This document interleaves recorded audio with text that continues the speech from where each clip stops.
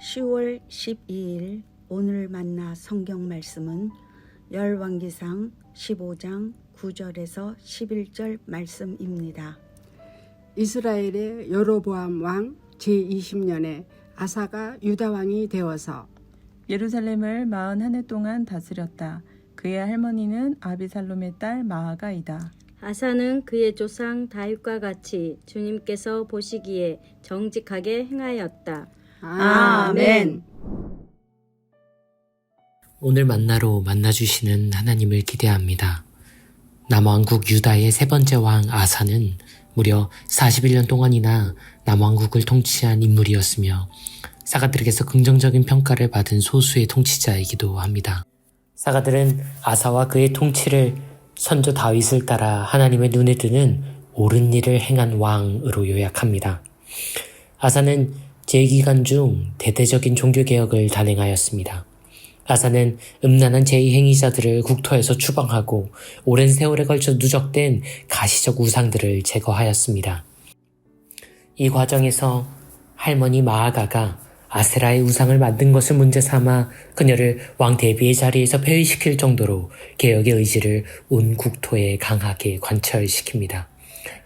남북 왕국 통틀어 전례가 없는 이와 같은 대대적인 종교개혁은 엄청난 반향을 만들어내는데 심지어 북왕국 이스라엘에서조차 사람들이 아사의 개혁에 동의하여 자발적으로 남왕국을 찾기에 이릅니다. 남왕국은 그리고 35회 동안이나 전쟁이 없는 평화를 누립니다. 하지만 이 평화는 북왕국 이스라엘과의 충돌로 인해 균열이 발생합니다. 북왕국 이스라엘의 왕 바아사가 유다 침공을 도모하자 아사는 왕실과 성전의 보물을 끌어모아 다마스쿠스 시리아의 왕 벤하닷에게 조공으로 바치고 그와 동맹을 구축하여 역으로 북이스라엘을 압박합니다. 전쟁의 위기를 외교로 막아낸 아사였지만 예언자 하나니와 일군의 무리들로부터 왕이 하나님이 아닌 외국을 의지하였다는 날선 비판에 직면합니다. 아사는 하나니를 투옥하고 그의 동조한 이들을 탄압합니다. 그리고 말년에 발에 생긴 병을 막지 못해 결국 죽음에 이르는데 역대기 사가들에 따르면 아사는 병으로 인한 고초 중에도 하나님을 찾지 않고 의사들을 더욱 가까이 했다고 전해집니다. 남왕국 유다의 세 번째 왕 아사는 이처럼 입체적인 인물입니다. 제위 초중반은 대대적인 종교개혁으로 남왕국과 북왕국 모두에 놀라운 변화를 만들어냈으나 제위 후반은 그 개혁의 중심이었던 하나님을 끝까지 바라보는데 미흡했던 왕으로 그려집니다. 그럼에도 불구하고 아사는 하나님 앞에서 선했던 통치자로 기억됩니다. 그리고 이는 그가 닮은 것으로 요약된 그의 선조 다윗의 모습과도 겹칩니다. 다윗도 솔로몬도 아사도 히스기야도 삶의 한 부분은 빛이 나지만 또 그 이면에는 짙은 그림자들을 지니고 있습니다. 하나님을 떠난 대다수의 어리석고 악한 왕들 사이에 간헐적으로 현명하고 선한 왕들이 등극하지만 그들조차도 역시 불완전한 필멸의 인간일 뿐임을 유다와 이스라엘의 역사는 증언합니다. 그리고 우리는 이 왕들의 초상에서 바로 우리의 얼굴을 발견합니다.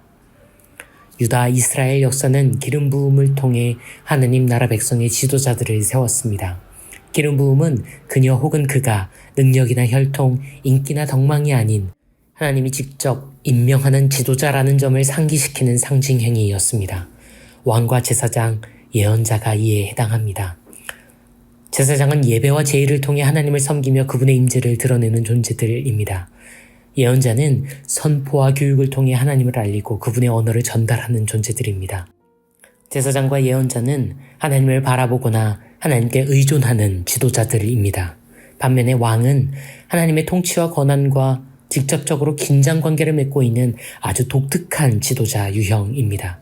유다 이스라엘의 신앙과 정치 전통은 오직 하나님 한 분만이 민족과 왕국, 온 세상의 왕이심을 천명합니다. 그러나 백성들은 하나님의 직접 통치가 아닌 인간 지도자인 왕의 대리 통치를 열망하였으며 하나님은 못내 이를 허락하십니다.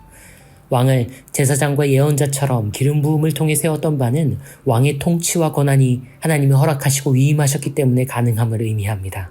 그러나 역대 유다 이스라엘의 왕들은 하나님만이 유일한 통치자라는 점을 자주 망각했습니다. 왕정은 하나님의 통치하심이 드러나는 통로로 출발하였으나 하나님의 통치하심을 찬탈하는 반역일 때가 더 많았습니다. 우리는 왕이신 하나님을 고백합니다.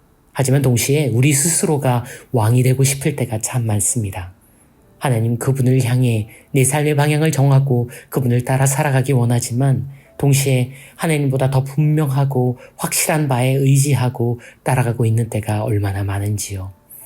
아사의 이중적이고 모순적인 삶은 왕이신 하나님을 따르면서도 스스로 왕으로 살아가는 우리 모두가 함께 겪고 있는 분열의 다름 아닙니다. 나만의 영달과 번영을 따라 사는 협소한 삶은 결국 나라는 악한 왕의 폭정에 통치되는 역사를 써내려 갑니다. 하지만 많은 실수와 흠결에도 불구하고 아주 작게라도 그분의 통치하심을 기억하는 삶은 불완전하여도 하나님의 보시기에 선한 역사로 재평가되기도 하지요. 유다 이스라엘 왕정이 분열과 망국의 실패로 막을 내린 뒤 우리는 새로운 왕의 주기를 마주합니다. 유대인의 왕이라고 불리신 그분은 왕이셨으나 굴림과 통치가 아닌 죽기까지의 순종으로 진정한 하나님의 다스리심을 성취하시지요.